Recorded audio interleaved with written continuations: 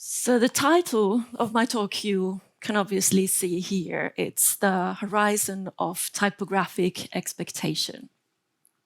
It's always a bit daunting to choose a topic for one's talk. So I thought I'd want to introduce some of the alternatives that I had in mind when planning this talk.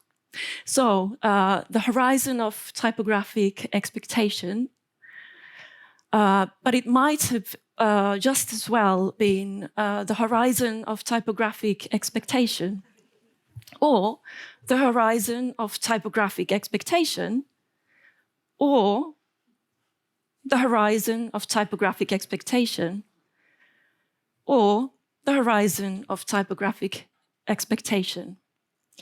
And I decided to go with this one, and I'll briefly talk you through the three concepts here.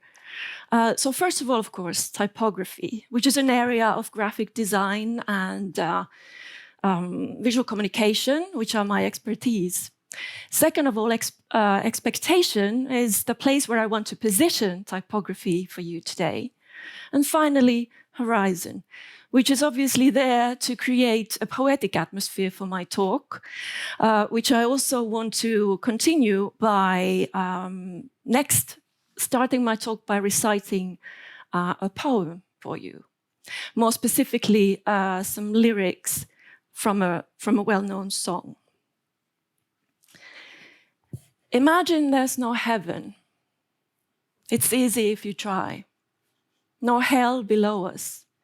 Above us, only sky. Imagine all the people living for today. Imagine there's no countries.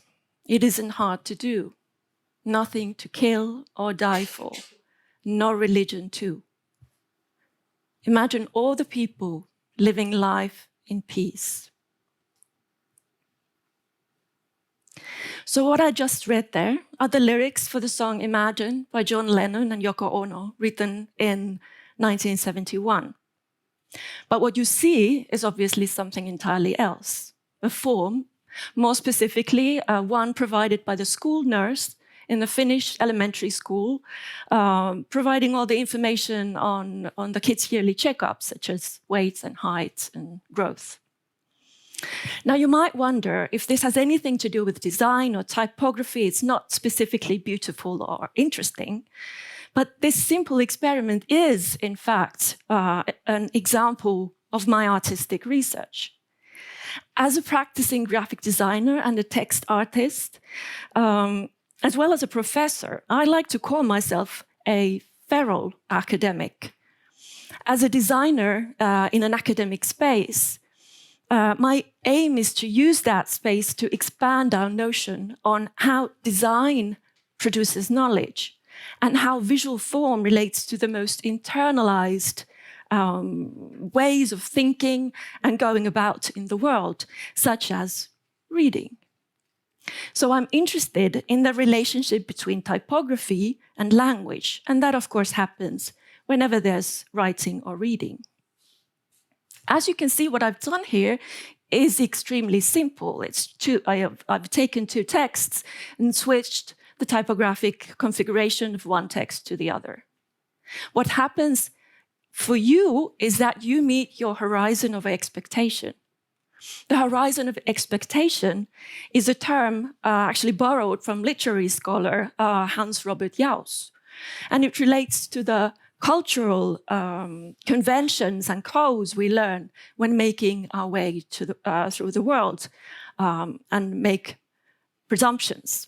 In neuroscience, I believe this is also called predictive coding. We never experience anything as pure, but always compare what we see or feel or hear or taste or smell to what we have perceived before. Recognizing familiar things and comparing them to new and unseen things are key to our learning, but also survival. Going by what we already know is also economical, so we don't need to start with a clean slate every morning. So how does this relate to typography then? Definitions of typography, first of all, are not perfectly rounded, even for us designers. It is common to define typography as the design of letters or typefaces or the arrangement of type on a page. But today, more particularly, I want to borrow this definition by the Dutch typographer Gerrit Noordzij. And he writes, typography is writing with prefabricated letters. Writing with prefabricated letters. Let's look at a few claims inside this definition. First, typography is prefabricated. A writing in contrast to calligraphic writing, where we draw letters by hand, which is just a funny way of saying with a pen, brush, or pencil. Writing with prefabricated letters means standardized writing, where one can pick and choose and arrange letters in the right order, or the wanted order, using a keyboard or a typewriter, for example. It is easy to accept that typography is prefabricated. After all, designers commonly work with prefabricated words, text written by someone else. So how about the second claim? Typography is writing. Is doing typography, in fact, doing writing? Is writing typography? These are more complicated questions, as writers rarely think of their work as typography, and typographers rarely think of their work as writing. Writers deal with content. Designers deal with form. In my research, I want to challenge this popular belief that design and writing, content and form are entirely separate concepts and entirely separate actions. According to this belief, the writer is the one who writes, creates content, then gives out to the designer, who gives the writing a form. My research deals with what I call design as writing, foregrounding how visual and material aspects are always written into the semantic content of the text, and contributing to the horizon of expectation, and so the dissemination of information and knowledge. I am interested in how language might always be material, and how typography, as all visual form, might always be discursive. Now, an easy-ish way of showing what this means concretely is to concentrate only on the form of writing, to leave the semantic message aside for a moment and focus on what it is that we read, even if we are not reading at all, but lingering right at the horizon of expectation. So what you see here are further examples of my experiments in my artistic research. Looking at these texts, some reading can, in fact, be done, I claim, by merely looking. The text is first an image, and perhaps only then language, whenever we read. It seems there really is knowledge we might be able to produce out of the visual forms themselves. If the horizon of typographic expectation has such an impact on our reading, is there such a separation between content and form as we have been used to thinking? Visual forms and configurations, which we see every day, are written into our bodies. So familiar, we don't think about them. They're automatic. We stick to familiar devices in our interpretation, devices which become our second nature almost, devices such as genre, which can see here in the examples as recognizable ones. To bring another poetic metaphor into our talk today, The document design research Charles Kostelnik and Michael Hassett write that genres stand like lighthouses in the sea of information.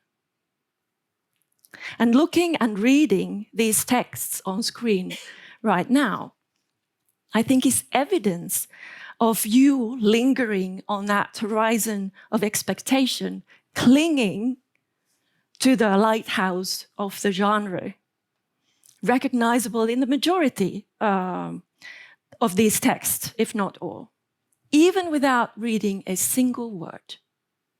What is left is only the illegible skeleton of the text, and still, somehow, magically, the horizon is still there, and the lighthouses show the way. So why would these questions be important? Aren't the habits of our reading and rereading, according to our expectations, quite transient, quite obvious? I think that is exactly why we should stop and pay attention to them. Because to me, these examples are just part of the sign that we still might not understand enough about our interaction with visual modes of communication and the ways they produce knowledge, which is not measurable. And my claim here is that indeed they do produce knowledge. Media historian Lisa Gittelman writes about written documents that they are epistemological objects called no-show. Objects with know and show, knowing and showing at the same time. This is another way of saying the visual form produces knowledge as much as other modes. This is true especially when the text comes out of its traditional linear format and gains a more notably visual and diagrammatic form. Text is an image. As citizens of this current world, perhaps we need to become more sensitive to this fact, or at least the possibility of it. This means recognizing that on one hand, there are domains in our world where images and visuals are distributed in uncontrollable amounts, such as social media, which nobody can track or control, and which has, let's face it, damaging effects on many of us, especially the most vulnerable of us. And at the same time, on the other hand, elsewhere there's almost a void in understanding the power of visual argumentation. Most of all, the field of academic publishing, particularly, still relies largely on linear written content, not keeping up with the emergent potentials of visual writing, not harnessing the potential of entangling text, image, and typography with the potential of stronger arguments than ever. In the age of oversaturated media consumption, false information, propaganda, and provocation, it feels almost chilling to know that our mind bodies follow our expectations so blindly and automatically. It also means that we might be susceptible, easily tricked to believe something is reliable, trustworthy, or true. Today, even the most reassuring designs can be, in fact, made to deceive us. And at the same time, the solution cannot be, in my mind, but only staying in our safe zones, only receiving messages that we recognize and like. What I suggest our current era requires is not to suppress visual form, but that we gain better literacy at it. Train ourselves to consider more than only one or two aspects in what we see. To know things could always be otherwise. And I believe that arts and design and artistic research are able to make that happen. You may say I'm a dreamer, but I'm not the only one. I end with a quote by the Polish writer Witold Gombrowicz in the 1930s. We always unceasingly seek form. and we delight in it, or we suffer by it, and we conform to it, or we violate or demolish it, or we let it create us. Amen. Thank you.